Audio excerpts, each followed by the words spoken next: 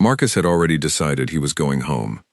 He had been sitting at that restaurant table for 47 minutes, and every single one of those minutes had felt like a small, deliberate tax on a decision he should never have made. The restaurant was called Fiora's, and it sat on 5th Street in one of those neighborhoods where the sidewalks were always clean, and the lighting was always soft, and people walked in pairs on Saturday evenings, as if it were the most natural thing in the world. Inside, candles burned on every table, and low jazz floated through the room, and the smell of garlic and warm bread was the kind of smell that is designed to make you feel like staying forever. Marcus did not feel like staying. He felt like a man who had said yes when his whole body had been saying no for 3 weeks straight, and now the bill for that weakness was coming due one uncomfortable minute at a time. His co-worker Greg had set this up. Greg was 41 years old, and had been happily married for 11 years to a woman who brought him lunch at the office twice a week. And somewhere around the time Marcus's divorce papers arrived, he had decided, with the unshakable confidence of a happily married man, that it was his personal duty to do something about Marcus's situation. Good, caring, absolutely relentless Greg, who watched Marcus eat lunch alone at his desk every single day, and had eventually decided that enough was enough. One dinner, Greg had said one afternoon in March, materializing in the doorway of Marcus's office, with the look of a man who believes deeply in what he is doing. Her name is Claire. She is kind and she is funny, and she works in landscape architecture, which you know absolutely nothing about, and that means you will actually have something to learn. One dinner, Marcus. That is genuinely all I am asking. Marcus had said no on that Monday. He had said no again the following Wednesday, when Greg reappeared at his desk with what he called new developments, which turned out to be the fact that Claire had a small dog named Biscuit, and had recently finished a hiking trail she had designed herself in a nature reserve outside the city. Marcus did not have a dog. The one hike he had managed in the last 4 years had ended with rain, and Lily announcing that hiking was fundamentally misrepresented as an activity. He said no, a third time on a Friday, firmly, and Greg had sighed with such theatrical suffering that the woman from the neighboring office had looked over. He said no a fourth time the following Tuesday, when Greg appeared with printed information about Claire's work that he had apparently found online and considered relevant to the discussion. Marcus had held the paper and looked at it and said no, and returned the paper. And then on a rainy Thursday afternoon, when Marcus had been at his desk since 7 in the morning and had left his coffee on the printer twice and could not find the file he needed and did not have one more no available, Greg had asked a 5th time, and Marcus had said yes. He had spent the following week wondering what had come over him. He told himself it was one evening.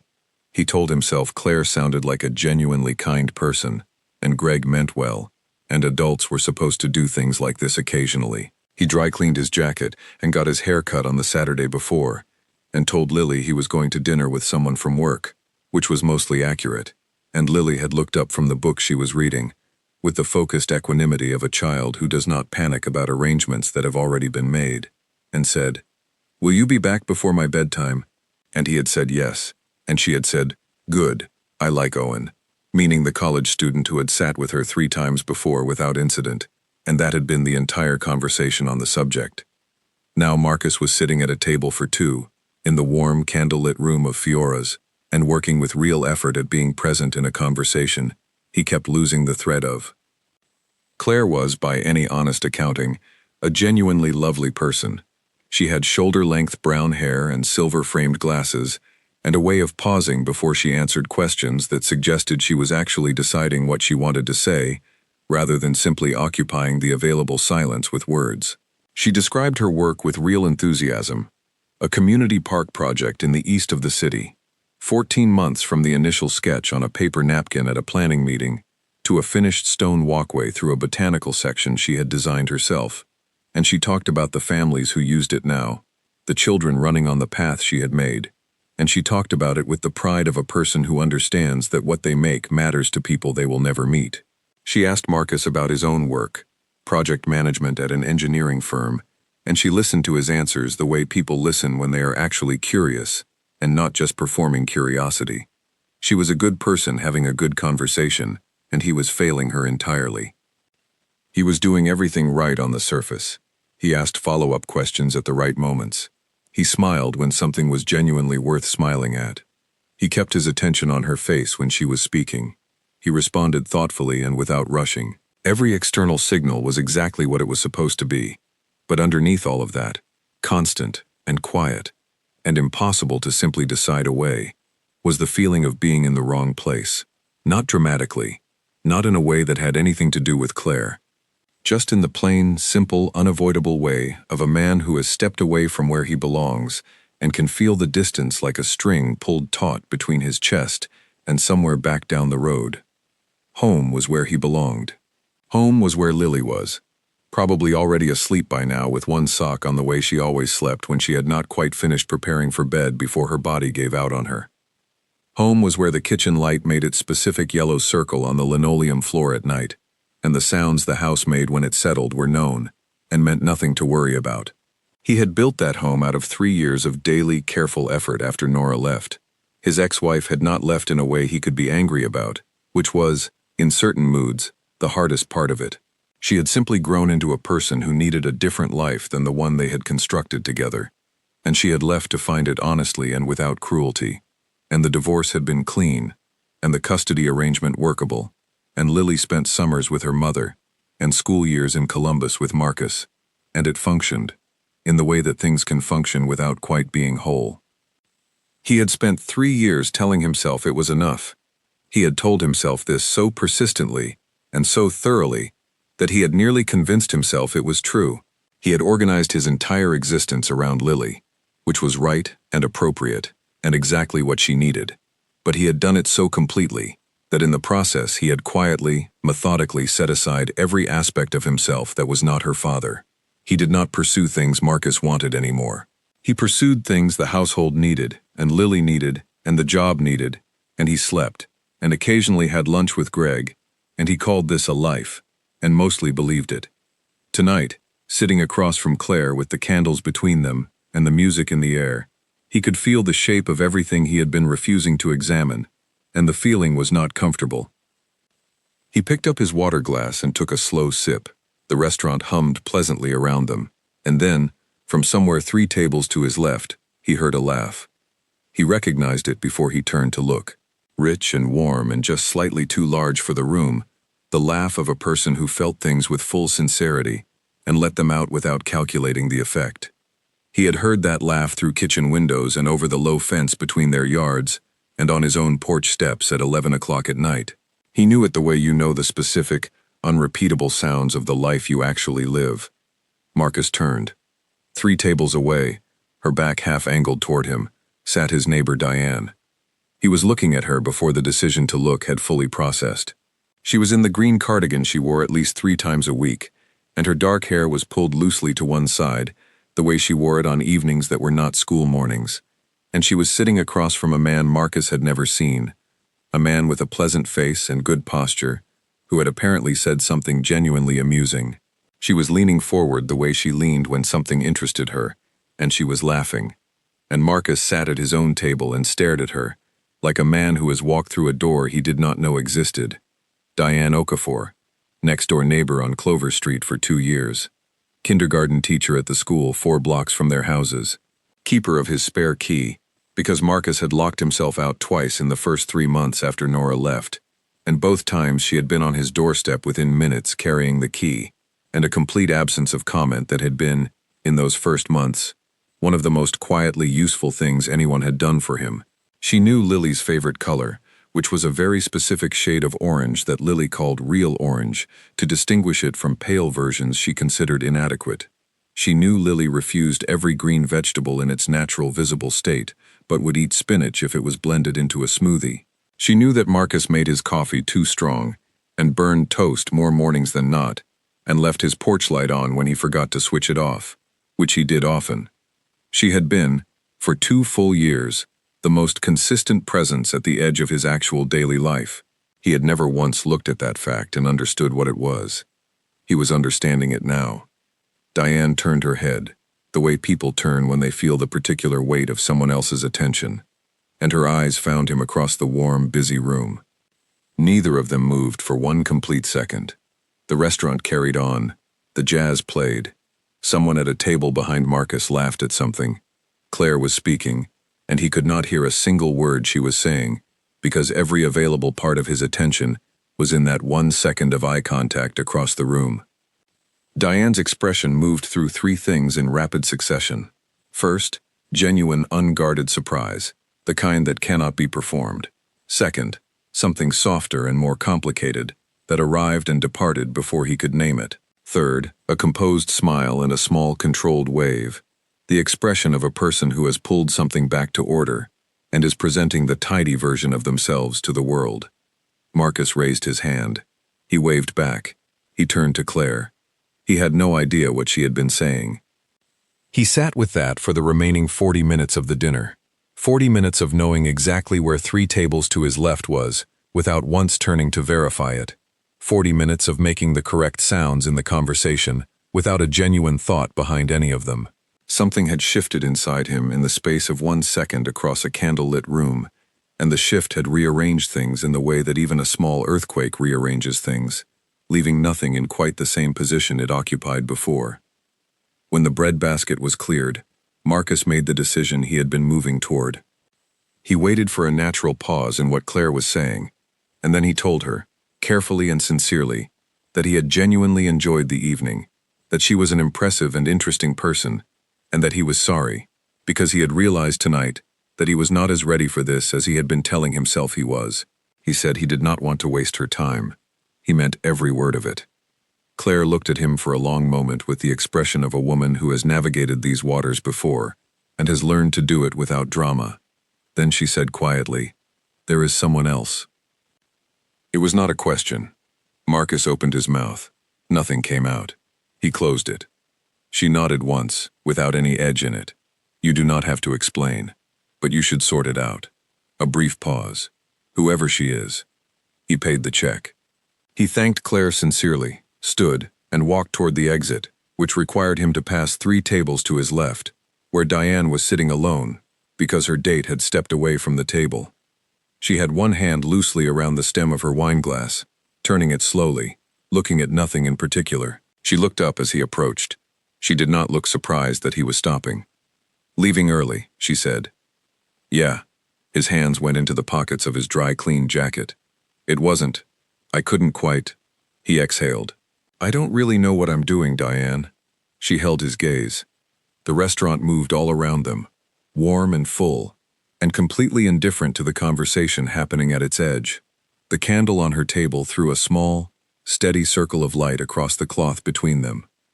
Then she leaned forward, just slightly. Her voice dropped to something that was meant for him only, and she said 7 words. "Why not me, Marcus? Why not me?" He went very still. He said something. He would not be able to reconstruct it afterward. Something inadequate and stumbling. Something that bought him the ability to keep moving.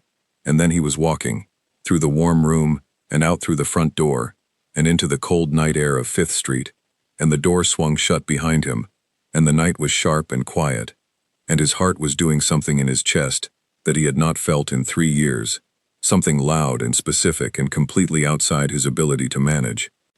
He had just walked away from the most important question anyone had asked him in a very long time, and he was standing on a cold sidewalk in Columbus, Ohio, with his jacket buttoned and his hands in his pockets, and no plan whatsoever. The drive home took 11 minutes.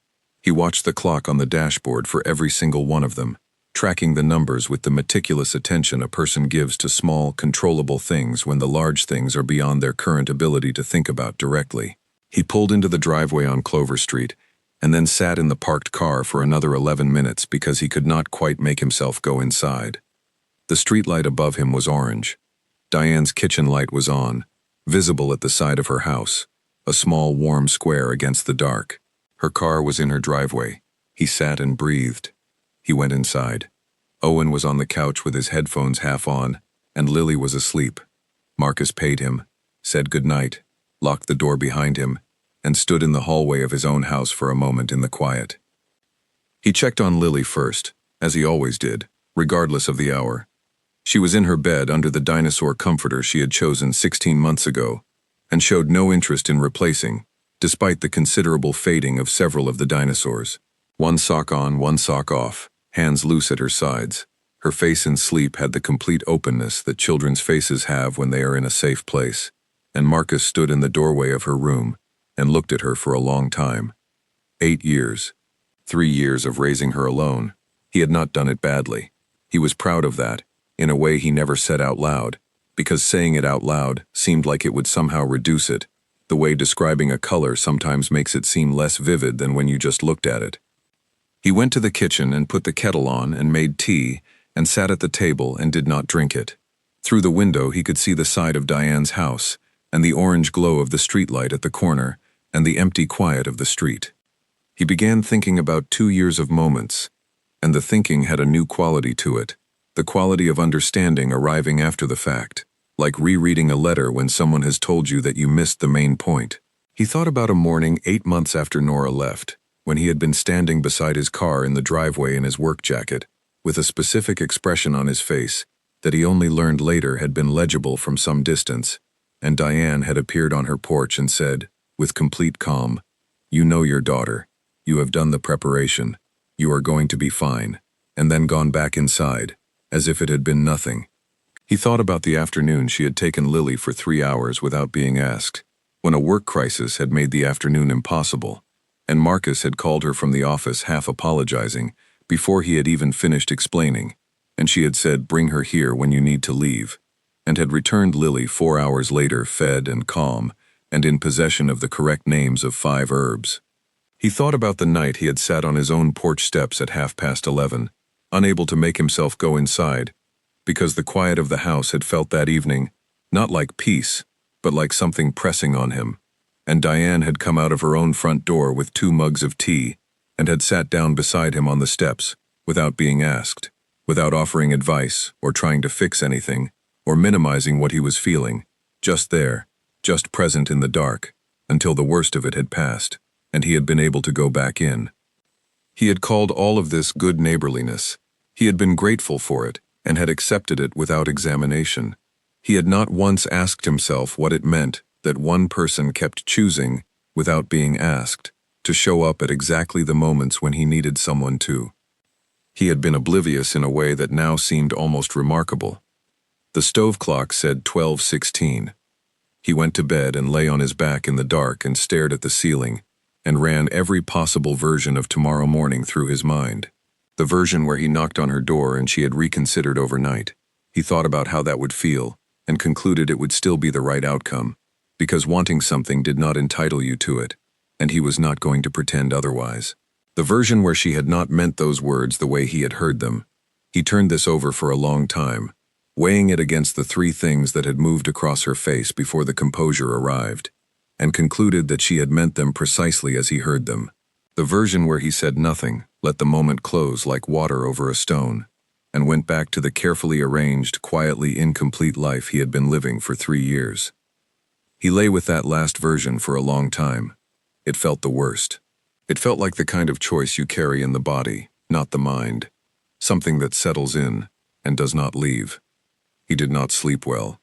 He surfaced every hour or so, checked the time, went back down into the shallow, restless layer just beneath real sleep. At some point, Lily appeared in his doorway in her pajamas with one sock on, and her hair flat on one side, because she had heard him moving around and come to investigate, which was something she did, this specific child who had his instinct for checking on things. She stood in the dark of the doorway and said, "Are you okay, Dad?" He said, "Yes, sweetheart, go back to sleep." She said, "Okay," with the simple and absolute trust of a child who believes her father, and went back to bed without another word. He lay in the dark afterward and thought about trust like that, earned and held and completely undefended, and about what a person owed, in terms of who they became, to something that trusted them like that. At 6:47 in the morning, the porch light at Diane's house came on. Marcus was already awake. He had been watching the window graduate from black to deep gray to pale blue for the last 40 minutes. He knew Diane's schedule the way you know the schedule of someone whose life runs alongside yours, closely enough to become familiar. Coffee first, plants second, school on the weekdays, book on the weekend mornings. She was up. She would water the porch plants in approximately 20 minutes. He had 20 minutes. He got up and found his jacket on the chair by the door, and put it on over his pajama shirt, because the jacket was right there, and he was going now, before the window closed or he thought himself out of it. He noticed on the porch steps that the pajama shirt was not a dignified way to present himself. He kept walking. He had spent 3 years choosing the dignified version of himself over the honest one, and the result was sitting alone at midnight, with cold tea and a ceiling to stare at, and he was finished with that particular trade. He walked across the 12 feet between their front doors. He knocked. A pause. Footsteps. The sound of the chain being unlatched. The door opened, and Diane stood there in her cardigan and her socks with her coffee mug in one hand, and an expression that was very carefully, very deliberately neutral. Not cold, not closed, prepared, the way a person is prepared when they have spent a night turning over multiple possible outcomes and have decided to be ready for the one they are most afraid of. "Good morning," she said. "Good morning," he said. "I need to say something." She held his gaze for one beat. Then she stepped back from the door. He went inside. Her house was warm and smelled of coffee and the faint lavender of the soap she kept by the kitchen sink. The kitchen light was on. The morning was pale through the window above the sink, and outside the porch plants were dark shapes in the early light, waiting to be tended. He stood in her hallway, and she stood a few feet away with her mug and waited for him to organize himself. "I have been living my life like it is a problem I am solving," he said. The words came out plain and clear, the way words come out when you have been assembling them for several hours. Every day is just maintenance. Keep Lily safe. Keep the house running. Keep everything in its place so nothing falls apart. I got very good at it. I was almost proud of how good I got. But last night I sat across a table from someone kind and interesting, and I could not keep a single thought on what she was saying, because I knew exactly where you were in that room, without once looking at you, and that told me something I should have known a long time ago." Diane's hand was still around her mug. Her expression had not changed, but something behind her eyes was listening with an intensity she was working to keep out of her face. "I am not ready in the way someone who has done all the right work is ready," he said. "I will make mistakes. I will probably be more careful about things involving Lily than will always feel proportionate, because she is the first thing. She is always the first thing, and I cannot pretend that changes. But I keep coming back to this. You know all of that already. You are not being introduced to a prepared version of me. You have had 2 years of the real version, the burned toast and the too strong coffee, and the 6 in the morning doorstep panics, and you stayed. You kept choosing to be there, and I never understood what that meant until last night, and I am embarrassed by how long it took, and I am not going to let the embarrassment stop me from saying this." Diane set her mug down on the table by the door. Her hand was not entirely steady when she released it. "I am scared," he said, because he had almost left this part out, and had decided he could not. "I am saying that clearly, because I think it is the honest thing to say. I am scared of getting this wrong. I am scared of what wrong would mean for Lily. I am not here because I have it figured out. I am here because you asked me a question last night that I did not have the courage to answer in the moment, and I spent the whole night unable to be the kind of person who lets that go." The morning was very quiet around them. A bird had started somewhere on the street. The coffee maker on her counter clicked as it settled. Diane looked at him for a long, searching moment, not impatiently, but with a specific kind of attention, the kind she brought to things she was taking seriously. "Lily comes first," she said finally. Her voice was even and clear, for both of us, every time, without discussion. "Yes," he said, "without question." "And we go slowly," she said, "not because I am uncertain, because it matters too much to be careless with." "Yes," he said, "exactly that."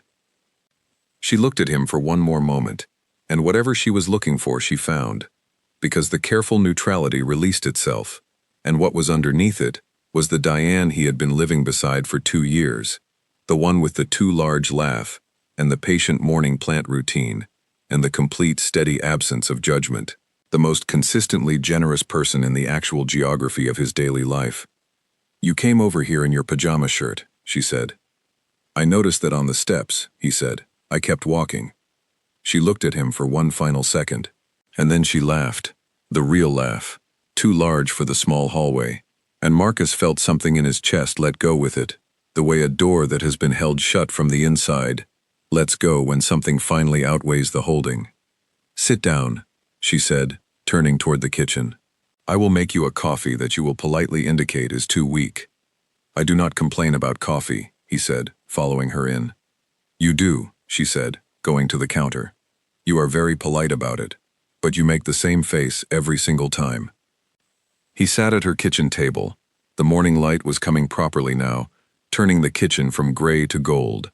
Outside, the street was starting its Saturday. Lily would be awake in about an hour. Right now, this table, this kitchen, this coffee, this morning, was exactly where he needed to be. They talked, not about everything at once, and not with any ceremony. They talked the way people talk when the hardest conversation is already behind them, and what remains is the ordinary, good work of beginning. She said she had been patient, because she had decided, some time ago, that he was worth being patient for. He said that was more than he deserved. She told him immediately to stop that. He looked at his coffee. She said, not just stop saying it, actually stop thinking it. He said, all right. She said, good. He stayed for 2 hours. He had not planned on 2 hours, but the conversation moved at the unhurried pace of two people who have been circling each other carefully for a long time and have finally been given permission to stop. She told him about a student she was teaching that year, a small boy named Theodore, who refused to speak in complete sentences, but communicated instead through an elaborate system of single words and carefully pointed fingers that his classmates had somehow collectively learned to interpret with accuracy, as if they had all agreed without discussion to meet him where he was. She said he was one of the most interesting people she had taught in 12 years, which made Marcus smile because the way she described a 5-year-old as one of the most interesting people she knew was so completely and precisely who she was that it felt like a key turning in a lock. He told her, in return, about the morning 3 weeks after Nora left when he had driven Lily to school for the first time alone and had sat in the car in the parking lot for 6 minutes after she walked through the doors. Not because anything was wrong, because he had sat there watching the doors close behind his daughter and thinking about all the thousands of times in all the coming years she would walk through doors and disappear into buildings, and he would not be able to see what was happening inside. And the sheer vastness of that had taken 6 minutes to absorb before he could start the engine. He had never told anyone about those 6 minutes. He had filed them away as a small moment and moved on. Saying it aloud now, he realized it had not been a small moment at all. It had been the first time he truly felt the dimensions of what he was doing. Diane listened without interruption. When he finished, she said, "And then you drove away, and you did it every morning after that." "Yes," he said. "That is not nothing," she said. "You said that about the conference," he said. "Because it is true in both cases," she said. "You have a specific habit of acknowledging that something was hard and then immediately discounting it. You name the difficulty, and then you tell yourself it does not count." He thought about this. "Because other people have harder things," he said. "Other people having harder things does not reduce the weight of what was heavy for you," she said, with the patient precision of someone who has made this point before, to many kinds of people, and has learned to make it without any edge in it. Difficulty is not a competition. You do not have to finish last to qualify. He sat with that for a while. The morning light had moved further across the kitchen floor. The coffee mugs were empty. Outside, the porch plants were waiting. Down Clover Street, someone was calling to their dog, with the cheerful persistence of a person who is confident of being heard eventually. "I have not been fair to myself," Marcus said, "in terms of what I was willing to give myself credit for." "No," Diane agreed. "But you are noticing it now." "Is that enough?" he asked. "Noticing it," she said, "is the whole thing. The rest follows from noticing." He looked at his empty coffee mug. He looked at the morning light on the floor. He thought about 3 years of daily effort that he had minimized into a footnote of his own story, and he thought about what it might mean to stop doing that. "I should let you water the plants," he said. "You should," she said. "They have been very patient." He stood and pushed in his chair and picked up his mug and hers and put them in the sink, because it was a kitchen, and that is what you did. She walked him to the door. He stopped in the hallway. "Thank you," he said, "for this morning and for the 8 months before it." She looked at him. "Thank you," she said. For the pajama shirt. It helped. The pajama shirt, he said. It told me you were not managing this, she said. You were in it. That is a different thing. He went down her steps and across the 12 feet of path between their houses and walked into his own front door, and the morning was fully arrived around him, warm and ordinary and Saturday, and he thought that he had not felt this awake in a very long time. He did not burn the toast that morning. When he finally walked back to his own house at nearly 8 o'clock, Clover Street was properly awake around him, the Saturday sounds of doors and cars and someone's lawnmower starting early. He went inside and found Lily at the kitchen table, with cereal and a book, and she looked up and said, "You left really early." "I went to say good morning to Diane," he said. Lily looked at him with an expression that was not quite knowing, and not quite surprised, the expression of a child filing something away for later consideration.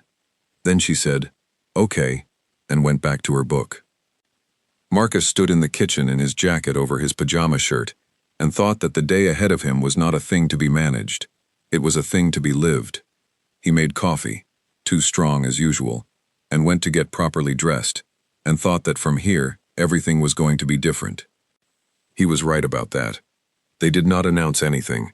They did not change the visible shape of things overnight, or even quickly, because they had agreed that moving slowly was not a sign of uncertainty, but of seriousness. That had been the first real decision they made together, at Diane's kitchen table that Saturday morning, with the October light coming through her window and the coffee between them. They talked about Lily the way two people talk about something that matters completely, without softening anything, and without pretending the conversation was simpler than it was. Marcus said what needed saying, that Lily was stable and happy and had found her footing after the difficult years, and that he was not going to introduce anything into her world that might shake it loose before she was ready. Diane said she understood that, and said it the way she said things she genuinely meant, plainly, without extra words. So from the outside, the weeks that followed looked almost exactly like the weeks before them. Marcus still went to Diane's door when he needed something. Diane still appeared on his porch on Saturday afternoons with her book and her coffee, which she had been doing long enough that Lily registered it the way she registered reliable weather. Lily still climbed the low fence between their yards because that fence had always been, in her particular geography, the only marker between two spaces that functioned as one. The difference was entirely internal, and for Marcus, it was enormous. He noticed things with a new and sometimes startling precision. He noticed how Diane spoke to Lily, not with the slightly exaggerated brightness some adults adopt around children, as if childhood were a condition requiring its own register, but directly and genuinely, as if Lily's thoughts were interesting and worth following from one week to the next. He noticed how she asked real questions, the kind that proved she had remembered the answers to questions from weeks earlier. He noticed, most significantly, how Lily had already organized her internal map to include Diane in the category of reliable, expected, safe. That last observation settled something in him that he had not recognized was still unsettled. He had not been worried precisely about Lily, but he had been carrying, just below the level of conscious thought, the background fear of every parent who has watched their child navigate loss. Lily had handled her mother's transition from daily presence to summer visits with a resilience that had made Marcus both fiercely proud and quietly heartbroken, because children's resilience is also a history of what they have had to absorb. He had not wanted to add carelessly to that history. He had held that as his standard, and he intended to keep it. 3 weeks in, Diane came for dinner on a Tuesday, as she had before. Partway through the meal, Lily looked up from her plate, with the direct observation of an 8-year-old who says what she notices, and said, "You come over more now than you used to." Marcus felt his shoulders tighten. Diane looked at Lily with complete calm. "Is that okay with you?" Lily considered the question with the seriousness she brought to most things. Then she said, "You know where everything is, so you're not really in the way." Marcus looked at his plate and did careful work, keeping his expression from doing anything embarrassing. "That may be the most efficient endorsement I have ever received," Diane said. Lily grinned the enormous, whole-face grin she reserved for things that genuinely delighted her, and dinner continued as if nothing of significance had just occurred, which was itself the most significant possible outcome. They were patient. They moved at the speed of things that are built to last. There were evenings when Marcus felt the pull of impatience, the desire to stop monitoring every step and simply be where he was without the internal accounting. He had spent 3 years being careful, and carefulness was a habit with deep roots, and some evenings it sat on him heavily, and he wanted to be done with it. But he had learned, over those 3 years, that the things worth having were the ones that required you to stay in the work, even when the work was slow, and he applied that understanding here. In February, on a Thursday evening, he said the wrong thing. It was not dramatic. It was the kind of error that comes from pushing when you should have waited, from needing resolution in a moment that was not asking for it. Diane had been quiet in the interior way she sometimes got, not an absence of feeling but a concentration of it, and Marcus had pressed into that quiet with questions when she had needed him to leave it alone. She told him so, directly and without cruelty. He sat with the discomfort of that for the rest of the evening, without making it worse. He apologized the next morning, cleanly, without turning the apology into a vehicle for his own feelings, which was a harder discipline than it sounded. She accepted it. They moved forward. The thing did not return as residue. That was new. With Nora, difficult conversations had always left something behind, a smoothed surface concealing an unresolved problem, and he had spent years half waiting for the same trouble to return wearing different clothes. With Diane, when something was said and heard and handled, it was complete. He thought this was because both of them said what they actually meant, and so there was nothing unsaid accumulating in the space between them. He told her this in March, on his porch, with the first real warmth of the year just beginning to show up in the evenings. She said, "That is because honesty is more efficient than its alternatives. People believe softening things is a kindness, but what you are actually doing is making the other person manage 2 things simultaneously, the thing you said and the thing you actually meant." He looked at her. She shrugged slightly. "I have fairly strong opinions about communication. My kindergartners have opinions about my opinions about it." He laughed, and she looked satisfied, and spring was genuinely coming. The porch plants multiplied in April, which Marcus had not thought was possible given the density they had already achieved, but Diane apparently had principles about this that he was learning not to question. Lily developed a Saturday morning watering habit that had begun as curiosity about one pot of herbs, and had evolved, over several weeks, into a responsibility she took with genuine seriousness. She kept mental notes on specific plants between one Saturday and the next, and reported back with accuracy. Marcus had stopped trying to match her recall and simply accepted that in the matter of the porch plants, Lily was the authority. On a Saturday in late April, Marcus stood at his kitchen window with his coffee and watched them on the porch. Diane was crouched next to a newly repotted plant showing Lily something about the root system, and Lily was bent over it with her hands on her knees, studying it with the focused intensity she brought to anything she had decided was worth understanding. The morning light was the pale, specific gold of early spring before the year gets heavy, and it fell across both of them in a way that made Marcus stay at the window longer than he had planned. He thought about Greg, about the 5 times Greg had asked, and the rainy Thursday when Marcus had been too tired to say no again. About how what had looked like a mistake, a blind date that had not been a blind date in any way that mattered, but had instead been a wrong turn that walked him directly to the table where Diane was sitting, had turned out to be the most useful thing that had happened to him in 3 years. He owed Greg a thank you he was never going to fully explain, because Greg's confidence in his own abilities was already a significant feature of his personality and needed no additional fuel. He put down his coffee and went outside. Lily looked up immediately. "Dad, these roots were all wrapped around each other, and Diane says when that happens they cannot grow properly because there is not enough room." "That is an important thing to know," Marcus said. "It is also a metaphor," Diane said, standing up and brushing soil from her hands. "Dad said that inside, before he came out," Lily said. "Did he?" Diane said, glancing at Marcus with the private amusement she kept at a particular angle. "He said it was a parallel for many life situations," Lily said. "I stand by that completely," Marcus said. Lily decided she was satisfied and went back to examining the plant. Diane went inside to make more coffee.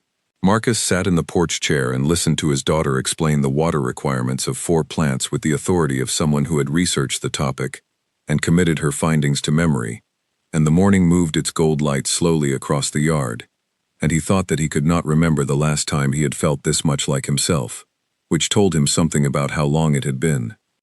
On a Sunday evening in May, Lily fell asleep between them on the couch during a film she had promised herself she would watch all the way through. She became quieter around the 40-minute mark, and stiller by the hour, and by the time the credits rolled she was fully asleep, one sock on, her head tipped against the cushion, her hands loose. Marcus looked at Diane over Lily's sleeping form. Diane was already looking at him. The room was quiet. The television moved to its menu. The lamp in the corner made the room warm. Outside, the Sunday evening street was still. Marcus reached across and took her hand. She turned her palm up. She held his hand, the way you hold something you have been waiting to hold properly for a long time. They sat like that in the ordinary, undramatic warmth of a Sunday evening, and Lily breathed slowly between them, and Marcus felt, for the first time in 3 years, that his life was not a problem he was solving. It was a place he was in.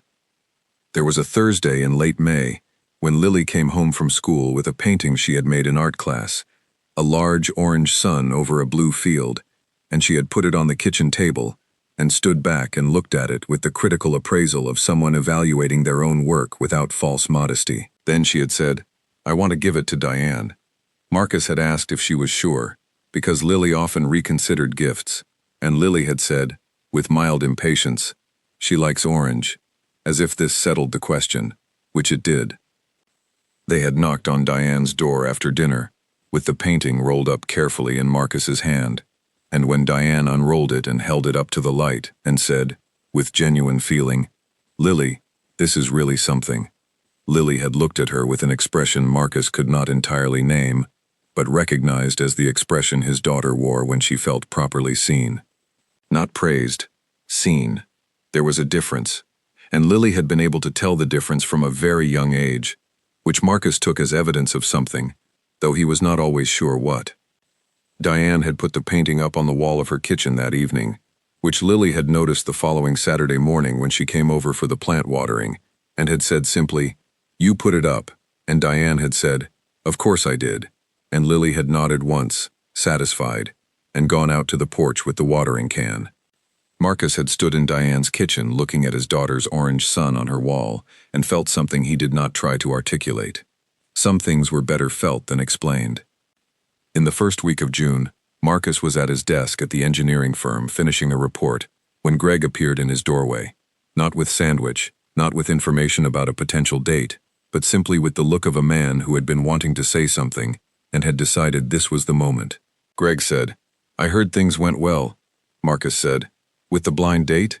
Greg said, "With the neighbor." Marcus looked at him. Greg said, "I have a window. I see things." Marcus said, "You are terrible at minding your own business." Greg said, "Yes, but in this case, I feel like that worked out well for you." Marcus thought about arguing and concluded that arguing would be inaccurate. "It worked out," he said. Greg's expression achieved a level of self-satisfaction Marcus had not previously seen from him. "I take some credit," Greg said. "You may take a small amount," Marcus said. "A very measured amount." "I feel like I take full credit," Greg said. "You get partial credit for the push," Marcus said. "The rest is none of your business." Greg looked deeply pleased by this. He stayed in the doorway for another moment, apparently satisfied with what he had achieved, and then said, "I am glad, Marcus. I mean that."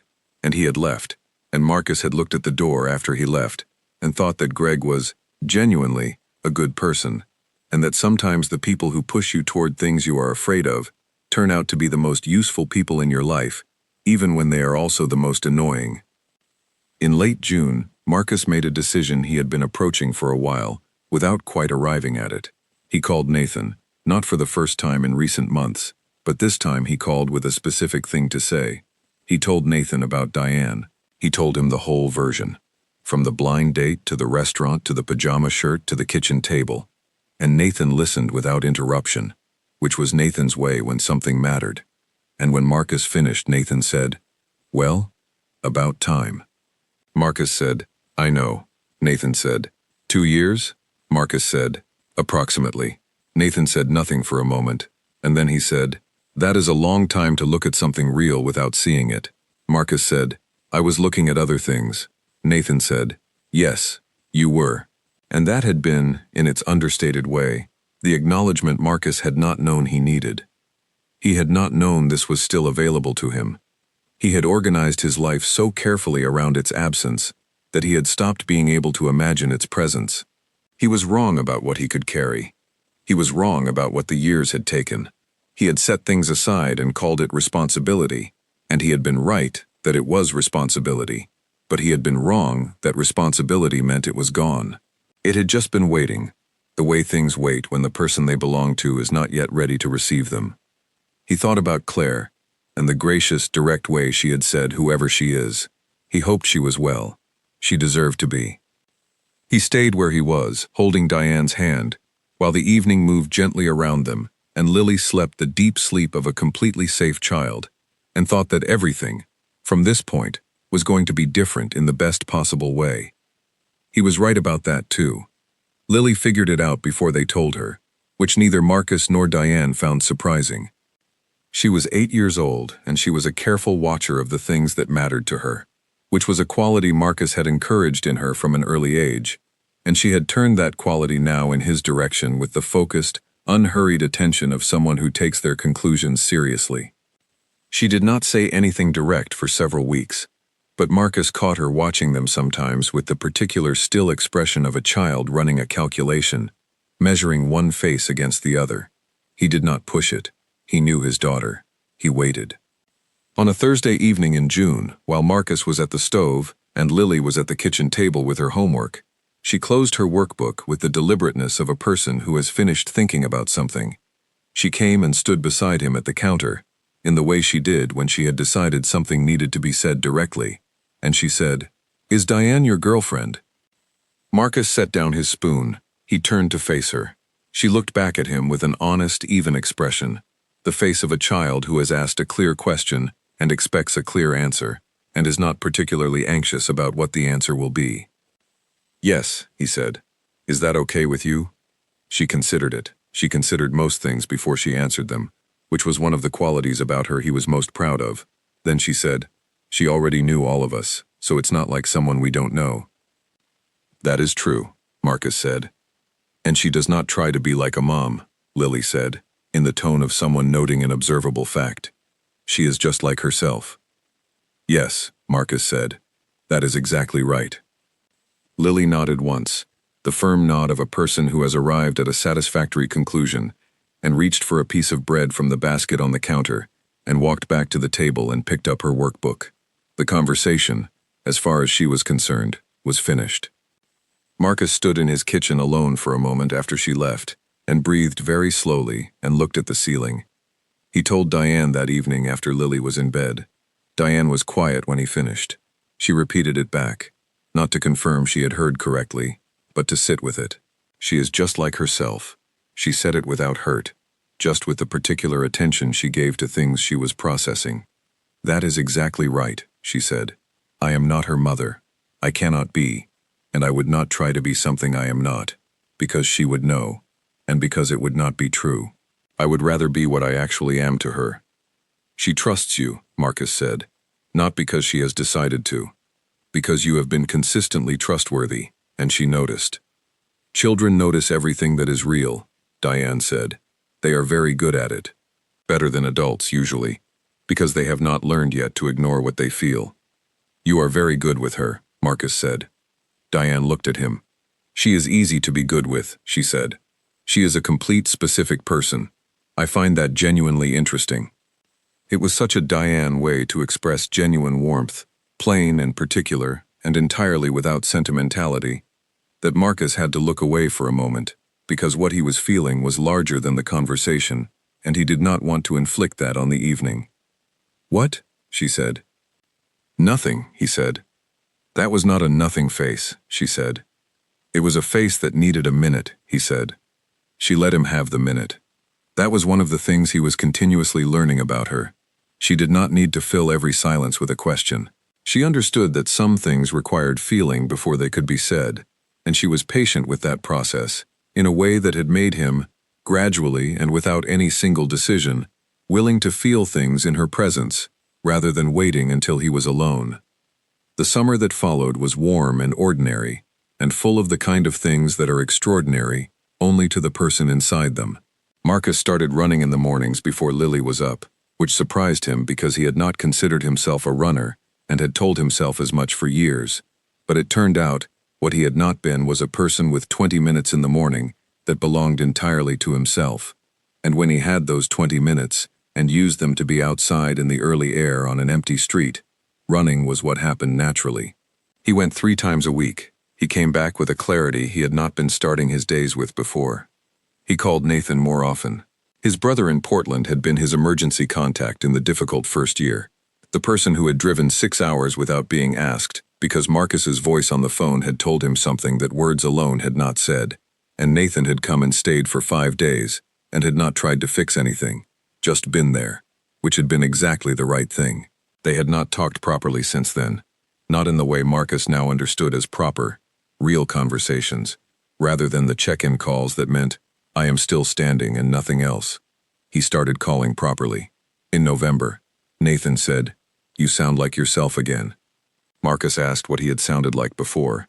Nathan said, "Like someone managing a crisis that had been going on so long it started to feel like a permanent condition." Marcus sat with that for several days afterward. He told Diane about Nathan one evening in July, when Lily was at a sleepover at her friend Petra's house, and they were on Marcus's porch in the warm evening, with the fireflies starting up in the grass at the edge of the yard. He told her how Nathan had come in the bad first year, and how Marcus had not been grateful enough, in the years since, for the people who had simply shown up when it would have been much easier not to. He said he was trying to do better at recognizing that. "You are better at it," she said. "I am trying to be," he said. "Those are the same thing," she said with the certainty she brought to things she had decided were true. She told him about Connor, the man she had been with before she moved to Clover Street. He had been decent and genuine, and had genuinely liked her, but they had wanted different things from their lives, in ways that became clearer the longer they were together, and they had eventually admitted that wanting different things, even when you liked each other, was a form of incompatibility you could not outlast indefinitely. She said it without visible pain, in the way of someone describing something that finished hurting some time ago. "I am sorry," Marcus said. "Do not be," she said. "It is why I ended up on Clover Street." She said it with a quiet certainty that required no elaboration.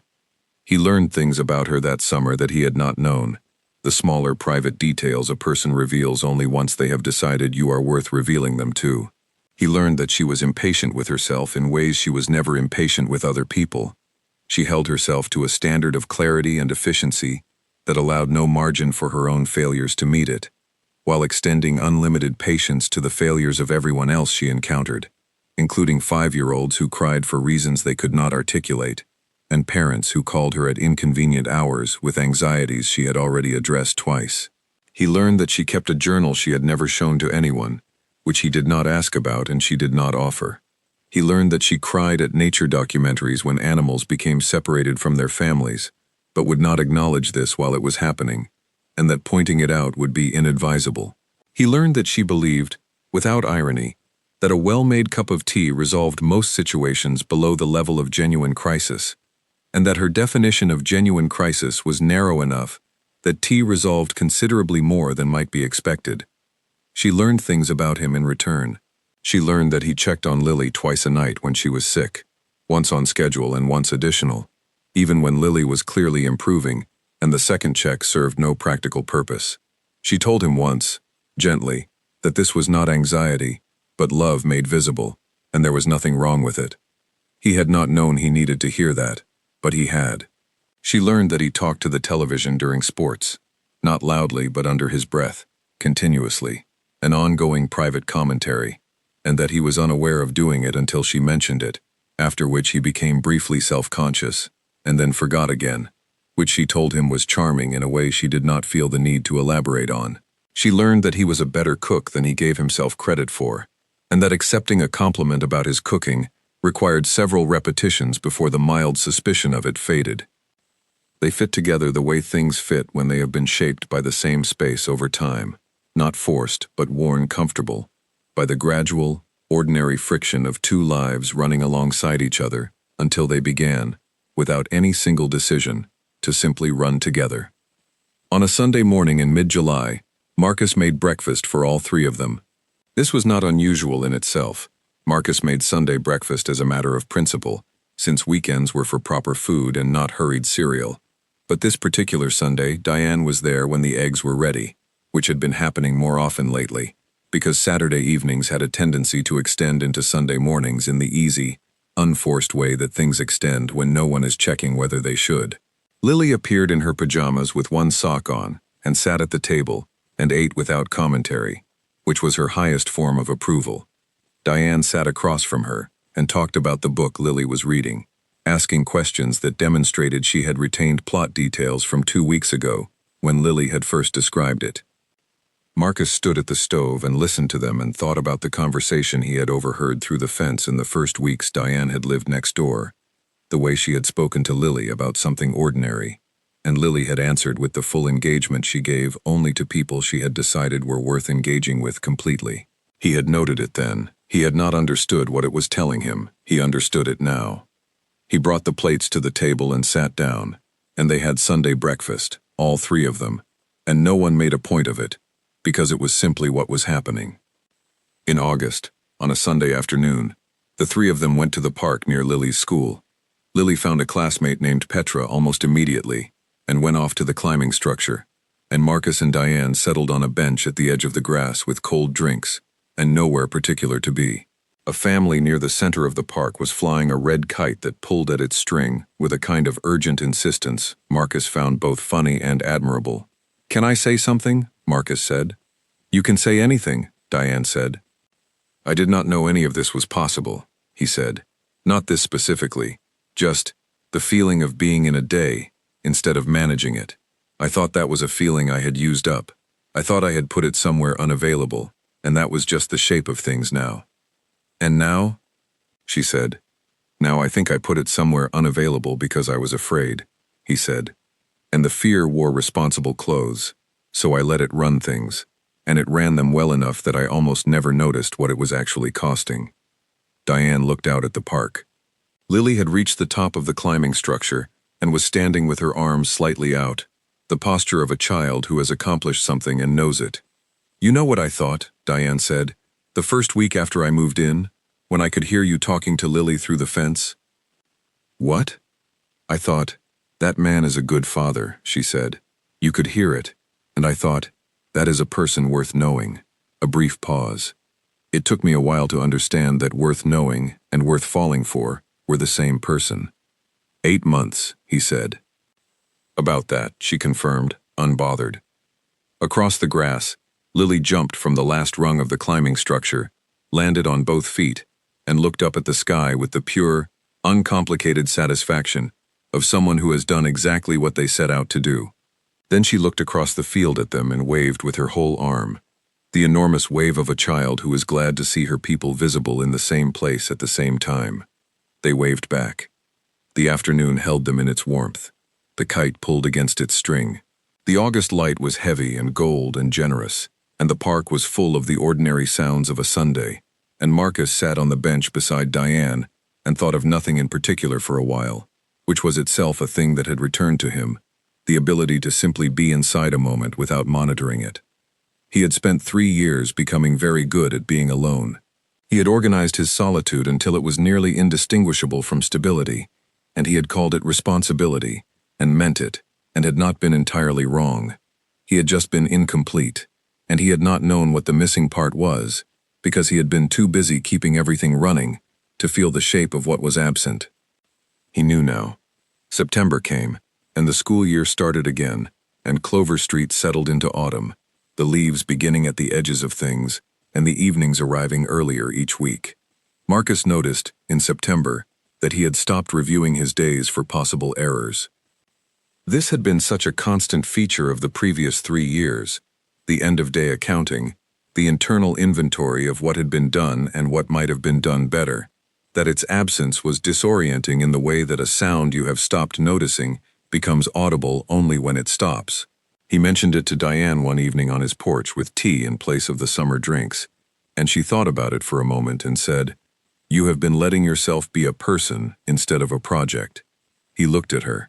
She said, you were treating yourself like something that required constant management, as if you were always a mistake away from falling apart. He sat with that. It was right in the specific, unsparing way she was right about things, the way that came from watching someone carefully before saying anything.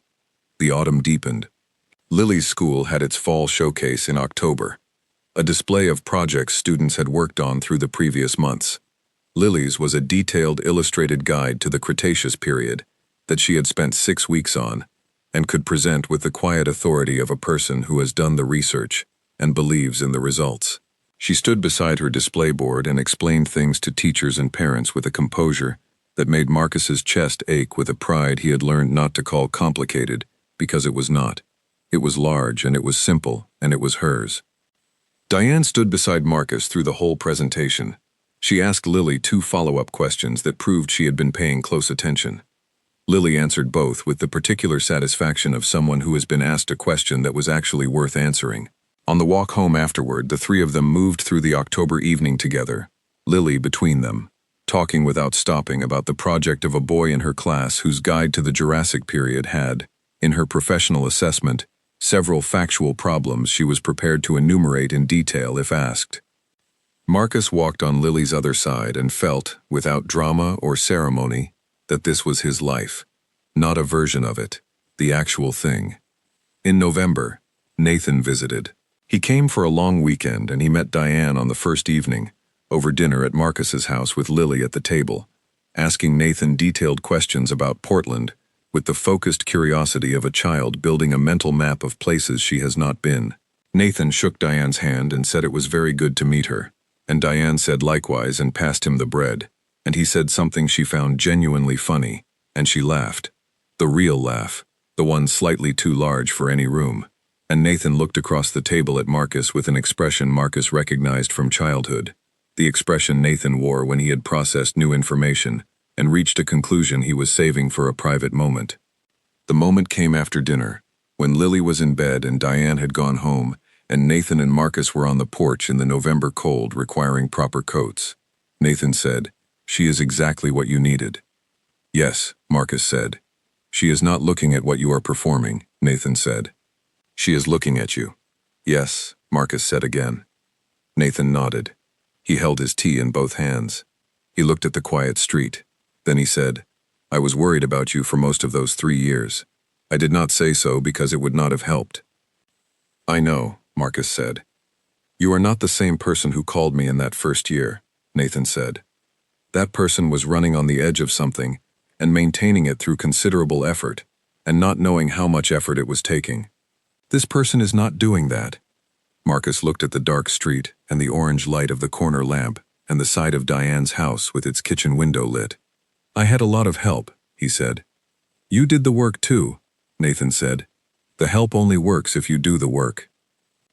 They sat in the cold for a while longer, talking about Nathan's life in Portland, his work, the neighborhood he lived in, the things that were good there, and Marcus listened with the full attention of a person who is not simultaneously managing a private crisis, and it was a good evening, and he thought afterward that he had his brother back in the genuine sense, the sense of 2 adults who actually spoke to each other, and that this was another thing the year had returned to him.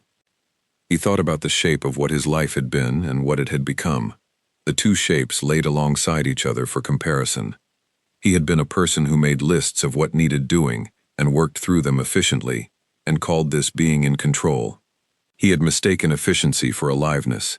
He had optimized his way into a very tidy, very functional, deeply narrow life, and he had called it stable, and meant it as a compliment to himself. What he had now was not tidier. It was actually somewhat less tidy, because there were now more people involved and more needs to navigate, and more possibilities of things going unexpectedly, and none of that could be managed into neatness the way a solo existence could be managed. But it was larger. It had dimensions it had not had before. He could feel those dimensions the way you feel the size of a room after living in a smaller one. The sense of more air, more light, more space to move without running into the edges of things. He talked about this with Diane on a Thursday evening in October, sitting on his porch in the particular chill of a mid-autumn night that was not cold enough for heavy coats but cold enough that you were aware of the temperature. He said that he kept thinking about how close he had come to simply not going to the dinner. 4 no's out of 5, 1 yes in a moment of weakness. Diane said, "It would have happened another way." He looked at her. "How do you know that?" "I do not know," she said, "but I believe it.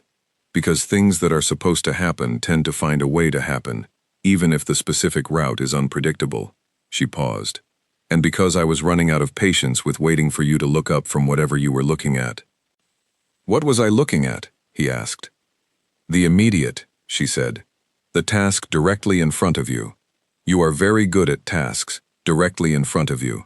You are less naturally inclined toward the things that are not tasks, the things that do not have a step-by-step completion."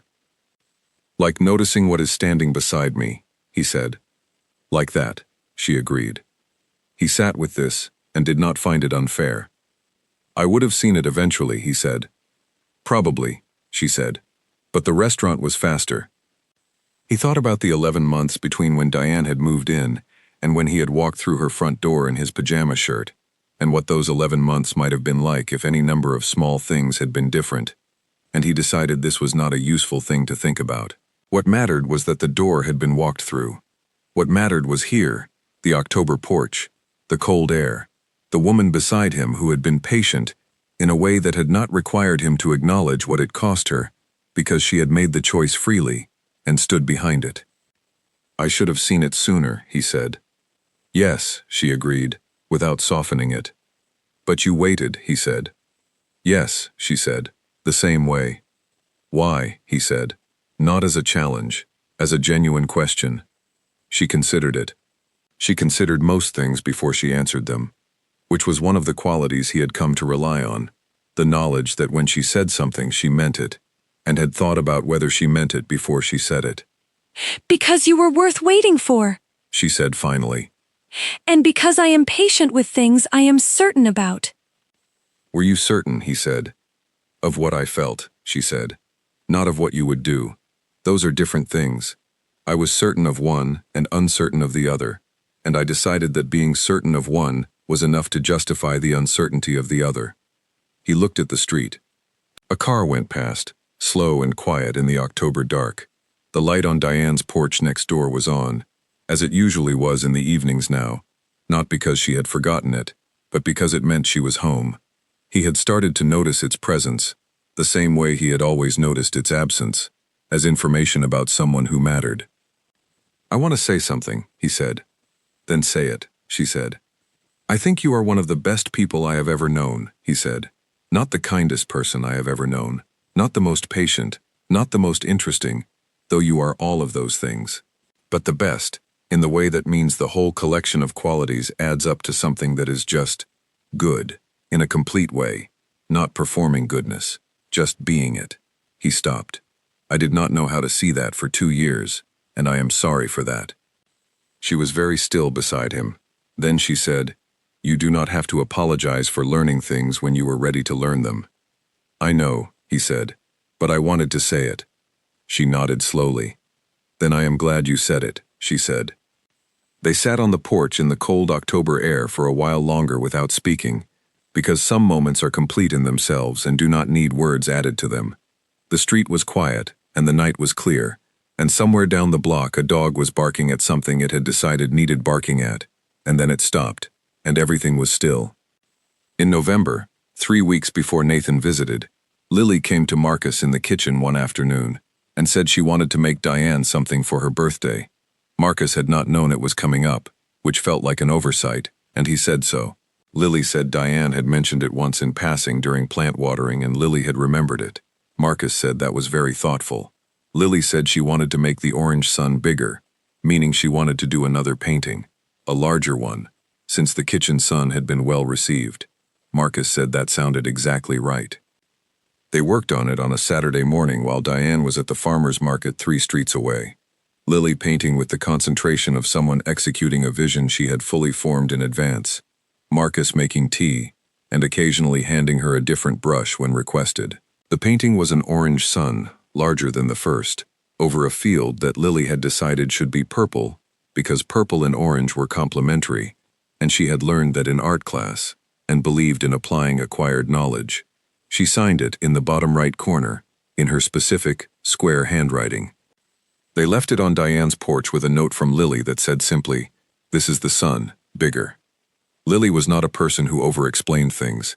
The note seemed complete to her. When Diane came home from the market and found it, she called across the fence. Marcus was in the yard with Lily. She held up the painting and looked at it for a long moment in the autumn light. Then she looked over the fence at Lily and said, "This is the best birthday present I have received in at least 5 years." Lily said, "I made the field purple because orange and purple go together." Diane said, "They do." Lily said, "I know," and went back to what she had been doing. Marcus looked at Diane over the fence. She looked back at him with the painting held in both hands, and the autumn light on her face, and an expression that was not describable in any single word, but was entirely itself, and he thought that he would remember this moment for a very long time. The painting, the purple field, the orange sun, the fence between 2 yards that had never really been a border. December came and brought with it Lily's school winter performance. 32 children in various states of preparedness singing seasonal songs. Lily played the triangle in the instrumental section, with the precision of someone who had practiced considerably more than the triangle technically required. She had decided months ago that the triangle was an underrated instrument, and she had committed to this position fully. Diane came. She sat beside Marcus in the 3rd row and watched Lily take her triangle extremely seriously, and at one point, she leaned slightly toward him and said, "Under the music, she is going to be something." He said, "She already is." Diane looked at him and smiled, and turned back to the stage. On the walk home afterward, Lily between them, talking about the performance without pausing, Marcus looked up at the December sky over Clover Street and thought about everything the year had held. The dinner at Fiora's, the cold air on the sidewalk outside it, the 11-minute drive, the ceiling in the dark, the 6:47 porch light, the pajama shirt, the coffee that was too weak, all of it. He thought about how close he had come to not going to that dinner. He had said no 4 times, and then been too tired to say it a 5th, and that exhaustion on a rainy Thursday in March had been, in retrospect, one of the more useful things that had happened to him in years. Lily said something about the boy who played the trumpet. He had played it with remarkable volume and obvious personal investment, and Lily had a measured assessment of this that she was willing to share at length. Diane asked clarifying questions. Marcus walked between them and listened and thought nothing in particular for a while, which was still a pleasure he had not stopped noticing. They reached their houses. Lily said goodnight to Diane with the easy warmth of a child who has absorbed someone into the natural category of people who belong there, and went inside. Marcus and Diane stood on the path between their houses in the cold air. "Good evening," Diane said. "Very good," he said. She looked at him with the look she had, steady and warm, and faintly, privately amused. "You are going to stand out here in the cold for a minute before you go in," she said. "Probably," he said. "It is a good street to stand on." "It is," she agreed. She turned toward her door, then she stopped. "Marcus." "Yes." "I am glad you kept walking that morning," she said, "when you noticed the pajama shirt." He looked at her across the cold path between their houses, this woman who had asked him 7 words in a restaurant, and then waited, without pressure, for him to find his way to the answer. "I am glad I knocked," he said. She nodded once and turned and went inside, and the light came on behind her door, and the street was quiet and cold, and Marcus stood on it for 1 more minute, looking up at the December sky. Then he went inside. He had a daughter asleep upstairs under her fading dinosaur comforter. He had a brother in Portland who answered calls by the 2nd ring. He had strong coffee in the morning, and toast he remembered to watch more often than before. He had a neighbor 12 feet from his front door, who had been patient enough to wait for him to be ready, and honest enough to ask when she saw the moment, and wise enough to know the difference between the two. He had a life that was no longer a thing he was managing. He went upstairs and checked on Lily, as he always did, and she was asleep and peaceful and entirely undisturbed, and he stood in the doorway of her room and thought that every careful, difficult, daily thing he had done in the last 3 years had been in service of this exact child and this exact peace, and he had not been wrong to do any of it. He had just needed, in the end, to stop treating the rest of himself as something that could be set aside indefinitely. It could not. Nothing worth keeping could. He had figured that out, in the best possible way, which was to say, accidentally and reluctantly, and in his pajama shirt, on the steps between 2 houses, on a quiet street in Columbus, Ohio. He had been afraid, on the day his divorce papers arrived, that the version of himself who had existed before the difficult years was permanently unavailable. He had been afraid that grief and responsibility and the years of managing everything had used up some essential thing that could not be replenished. He had been wrong about that. The essential thing had not been used up. It had simply been set aside in a place he could not see from where he was standing, and when he had finally moved to a position where he could see it, it had been exactly where he left it, patient and intact, and ready to be picked back up. Lily had helped him understand that, without knowing she was doing it. She had been so consistently herself throughout everything, through the divorce and the transition, and the years of just the 2 of them on Clover Street, that she had modeled, without any instruction, what it looked like to remain a complete person in the middle of difficult circumstances. She had not become smaller. She had grown, steadily and in her specific direction, and she had taken him along with her. He was grateful for that, in a way he did not have adequate words for, and did not try to express, except in the way of getting up every morning and doing the work, which he had come to understand was its own form of language. He turned off the hall light. He went to bed. The street outside his window was quiet, and the porch light next door was on, and he fell asleep without reviewing the day for possible errors, which was, in its small, undramatic, completely ordinary way, everything.